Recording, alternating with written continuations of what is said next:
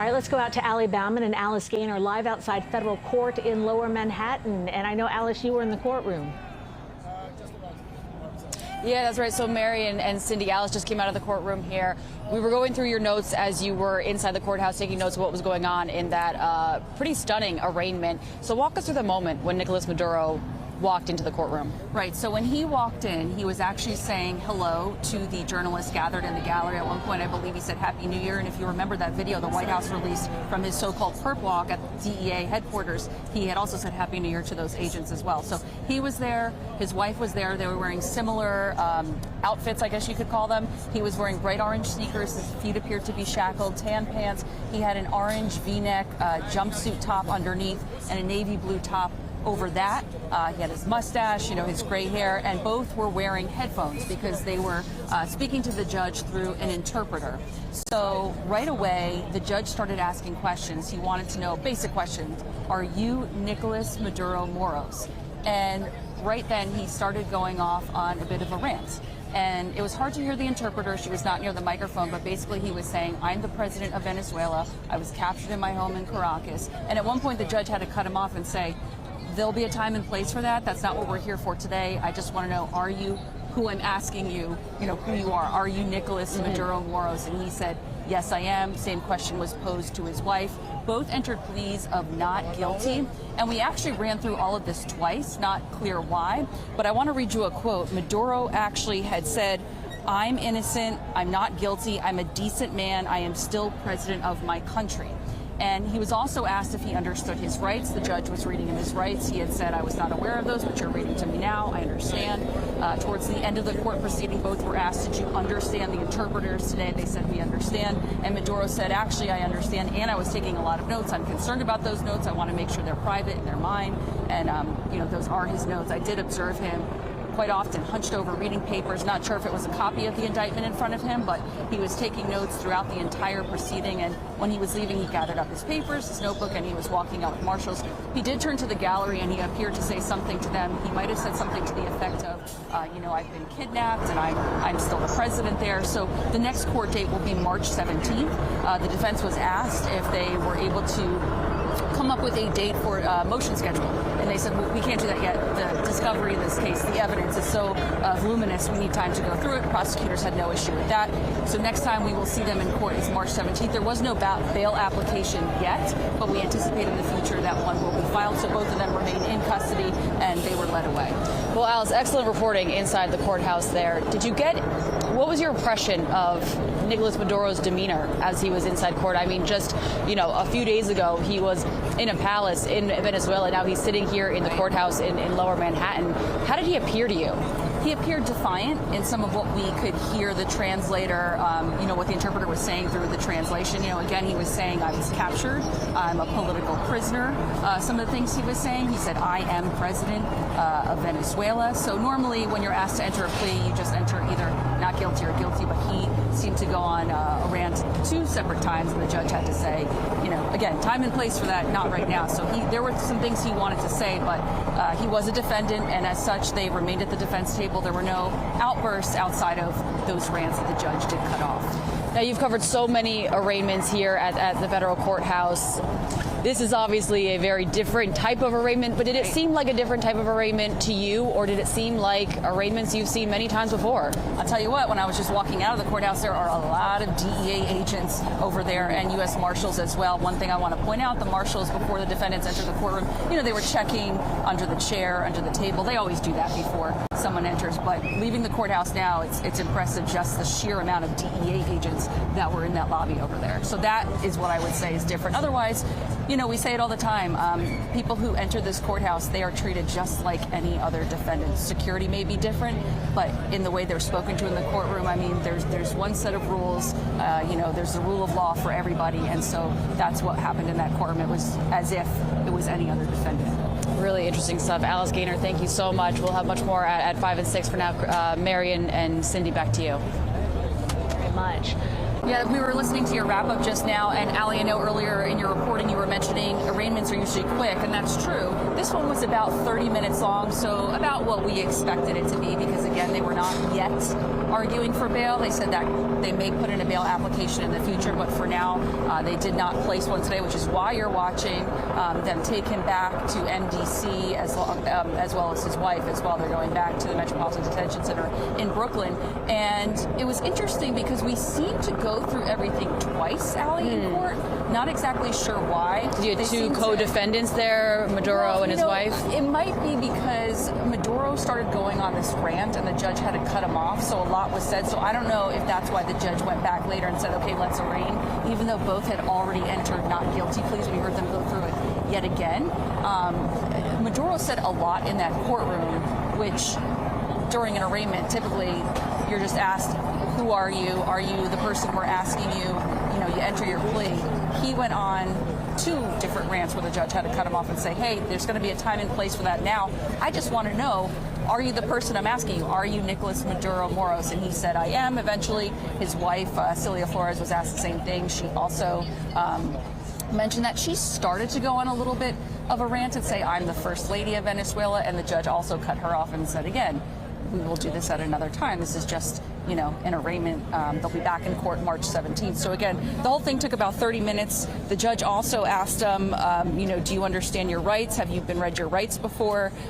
Maduro said he hadn't heard them before, but the judge was telling him now. He said he understood that, and in fact, he was taking notes the entire time. I saw him furiously taking notes, hunched over. I did not see Flores taking notes, but he was, and at the end, he had some concerns about where would those notes end up. You know, will they be kept private? Are they my notes? And the prosecutor said, yeah, we'll work with marshals to make sure they're appropriately maintained. He gathered up his notes, and when he walked out, he turned to the gallery and said something. So it's sort of like when we see defendants, high-profile defendants, you know, not to compare Sean Diddy Combs with this former president, but another high-profile defendant. You know, both seem to go in there and sort of try to charm the press in there, talk to them, good morning, happy new year. So we've seen that a lot from defendants in this courtroom. He turned and was saying different things to the gallery. And again, happy new year. That's what he said to the DEA agents when he was walked through their headquarters the other night. So, Ali, I don't know if you want to talk about what's going on out here, because these are some big crowds. These are some big, here for a while. These are some big crowds out here, and almost dueling protests happening with people who are against the capture of Maduro in Venezuela versus people here who are waving the Venezuelan flag, are wearing, you know, clothes with shrouded with the Venezuelan flag, who are very in support of his arrest and his being in court right now. Now, one thing that stood out to me when I was going through your notes as you were in the courthouse that seemed kind of interesting was that the judge actually interrupted, as you said, Maduro multiple times, his wife multiple times. A typical defendant, it wouldn't be a good sign if a judge is cutting you off and interrupting you and saying enough, right? So did you get that impression that the judge was annoyed and cutting him off, or did it seem business as usual? No, the judge was very even. In fact, it felt like he let him go on this rant for a little while. Again, it may be because he was speaking in Spanish. We had to wait for the interpreter to chime in. So that may be why he got so many words in like he did, because it had to be translated. But no, the judge was very calm and just, you know, stuck to the legal script essentially, and said, again, there will be a time and place for that. But now, I just want to know, are you this person, and what's your plea? And both entered their own pleas. Both said, you know, I'm innocent. He at one point said, I'm a decent man. And he said, I'm still the president of Venezuela. Yeah. And he claims he was kidnapped, he was captured. We heard all of that from his own mouth in the courtroom today. Yeah, it sounds like the judge was trying to keep this as typical of an arraignment as possible. Right. If that's even possible for it to be a typical arraignment under the circumstances. So basically, the Maduro and his wife were wearing headphones for their interpreting. Yeah. They were responding in Spanish, and then the interpreter would go through it. So when the judge cut them off, that's cutting them off as they're speaking in their native tongue. And the judge asked at the end, did you understand the interpreter? And they both agreed, yes, we did. They gave the interpreter's name. I mean, everything needs to be really buttoned up in any court case, but especially in this federal case involving a political figure from another country. So the judge, you know, again, we went through everything twice, So that's interesting, but it's all on the record, it's all there. And so we'll see March 17th, how this case proceeds. Again, they just retained private attorneys. One of them was the WikiLeaks, Julian Assange. It was his attorney. You have another attorney, former federal prosecutor. So going to be looking at that. And they just, took on these clients. So they couldn't put in a bail application just yet. They need all the discovery that they need to go through. So eventually they do, it seems, plan to apply for bail, but that didn't happen today. So again, they were walked out of the courtroom and both wearing what appeared to be, he had bright orange sneakers, looked like tan prison pants, an orange jumpsuit with a navy V-neck jumpsuit over that. And again, both were wearing headphones, and their hands were not shackled. They were at the defense table, and marshals were in there keeping an eye on things. So by all accounts, this went kind of like any other court proceeding here. I mean, nothing really, if we didn't know who he was and it were not for all these crowds outside, it would have just been like any other defendant. And they weren't wearing street clothes. They weren't wearing a suit. Did that stand out to you? Did that seem normal to you? So because these are pre-trial proceedings, typically defendants don't wear a suit or anything like that. It's usually when they're at trial because they don't want the jury to see them wearing, their inmate clothing. Occasionally, when it's a high-profile case, they will get permission if their attorneys go ahead and file and ask the judge, hey, can they have, 5 pairs of pants or whatever for these proceedings? We don't want them to be photographed wearing this. That would taint the jury pool. But this is federal court, so there's no photos anyway. So I did think about that because I was thinking about Luigi Mangione, of course, the suspected killer of United Healthcare CEO Brian Thompson, and how he's been allowed with permission granted by the court to wear certain clothing. That's been in the state court because he's photographed there. Those images are widespread. Here in federal court, there's no cameras, so potential jurors wouldn't be seeing them. Maybe the court sketches? Clothing. Yeah, if maybe anything. the court sketches, which will come out today if they're not already out, but yeah. And so Maduro was seated next to his wife at the defense table. So there's Flores' attorney was in between them, and at one point Flores' attorney was whispering to Maduro. Don't know, what they were saying, but each have their own representation. Did the couple interact at all? I didn't see that at all. I didn't see that. And again, they were separated by at least an attorney at all times, so I didn't see them interact. No. Because as far as we know, they're both being held at MDC in Brooklyn, which does have a women's section, a men's section. Right. Presumably they're not interacting there, though. But as far as we know, they're not being held in solitary confinement at MDC Brooklyn. No word on that yet. I've reached out to the Bureau of Prisons for more information, but have not yet heard back, so hopefully we'll get some sort of follow-up from them today. All right, Alice, thank you so much. Cindy, Mary, back to you. And again, Nicolas Maduro and his wife are on their way back to the Metropolitan Detention Center in Brooklyn after being arraigned at federal court. That's where we find Ali Bauman and Alice Gaynor. And Alice, can you tell us about the private attorneys that will now represent them? Were you surprised by the choices? No, wasn't surprised. That was the big question this morning. Everyone was wondering who were they going to retain? Were they just going to be assigned attorneys? And I believe at first they were assigned, but then they brought on these two gentlemen to be his attorneys, and I can give you their names. Maduro's attorney is Barry Pollack. Flores' attorney is Mark Donnelly. So they were in the courtroom today. Again, they just took on these clients, so they've got a lot of work ahead of them. And Ali, I just wanted to mention, because we were just talking about it, what happened? We went through what they were wearing and what happened when they sat down. Well, let's talk about the judge. Right off the bat, he said good morning to the defendants, and he said that he...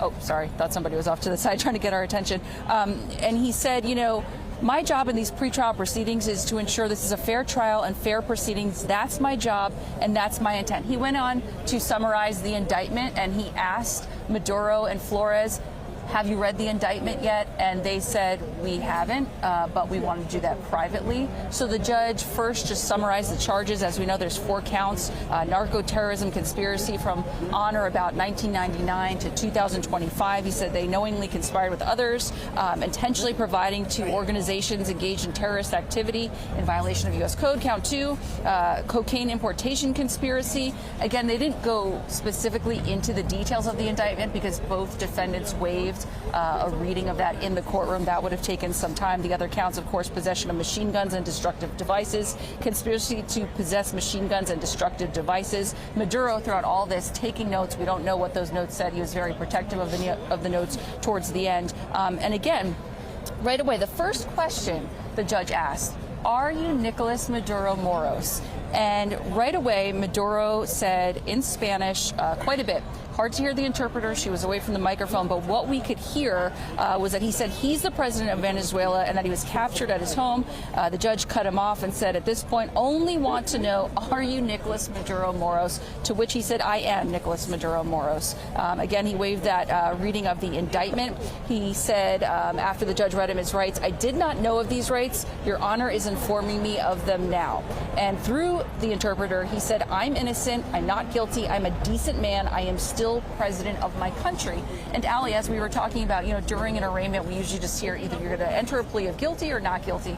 But he took this time to, really go on and say a couple of the things he wanted to say. And Flores's attorney entered a plea of not guilty on her behalf. But then the judge said, let's arraign. So for some reason, we went through the whole thing yet again. So it's as if two separate arraignments in one room, one for Maduro, one for Flores. It's unclear why the judge went through everything again, seeking clarification on that. But Maduro was asked, have you seen a copy of the indictment? He said, I have seen it, but have not read it at this moment, waiving a reading of it. And again, he said, I'm innocent. I'm not guilty of anything that is mentioned here. That's a direct quote. Flores then started to go, and I keep saying the word rant, she's tried to say more than she's supposed to and was like, I'm the first lady of Venezuela. Again, judge said, our purpose here is to ask who you are.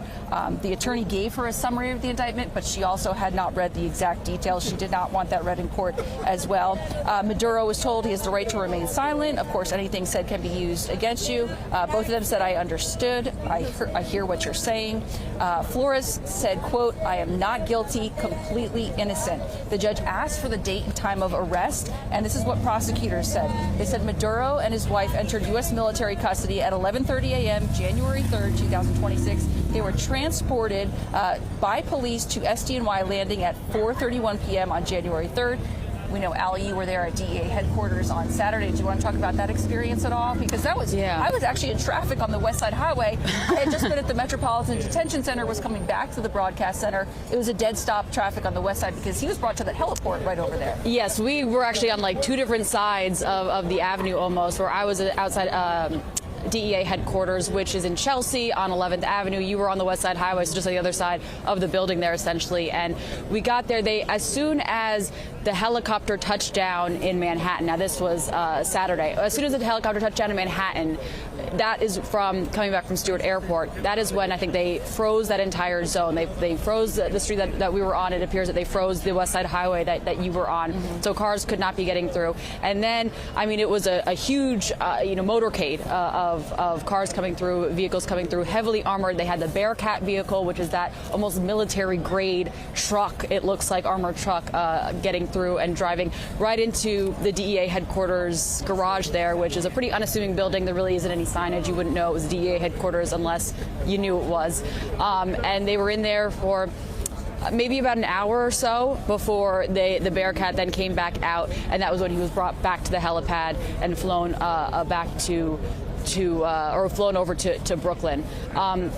So a major scene there with NYPD. There really, otherwise, though, weren't any protesters, the way we're seeing protesters here, the way we've been seeing protesters outside of MDC. And I don't even know if protesters is the right word to use them, because they're people who are happy for his arrest, who are glad for his arrest. So we've seen a large portion. There's still a lot of people on the other side of the camera here that are, waving that Venezuelan flag. Very happy to see him here. There's been, throughout the weekend, large crowds outside MDC as well. People who have even traveled from out of state going to MDC because they said they wanted to see it for themselves. This is the facility that Nicolas Maduro is being held in. So it's really just been a scene that has taken over, New York City, multiple boroughs, in terms of people wanting to witness this really stunning moment in history of Venezuela's president being tried essentially here, or being brought into court here in New York City that we've seen. And you've been outside all morning. Obviously, huge presence of media here from all over the world. But let's talk about crowd size, because we've got people and just the order, that law enforcement is keeping here at this courthouse. What have you noticed since you got here this morning? Yes, NYPD is almost used to it at this point because of how many high-profile cases we've had at this courthouse to have large crowds out here. I mean, as you know, there was such a large crowd outside for the Diddy trial that happened here. Anytime Luigi Mangione is in court, there's a huge scene out here. So they have a lot of barricades outside here, and this is no exception. The entire place the traffic is open. You can still walk through and drive through, but in terms of the sidewalk, the pedestrian areas, it is really on lockdown almost. These barricades all behind us. You have to kind of find your way through the maze. More barricades actually than they usually do. So you've got these barricades right behind Allie, and then there's another set behind her. So they are really doing a great job, I have to say. Here, we haven't seen any violence or anything. It hasn't been any kind of clashes. I mean, there are protesters and stuff out here. It hasn't been any kind of clashes, but now that the arraignment is over, perhaps the crowd's size will wrap up in a little bit. Mary and Cindy, back to you. Allie and Alice, thank you for your comprehensive coverage.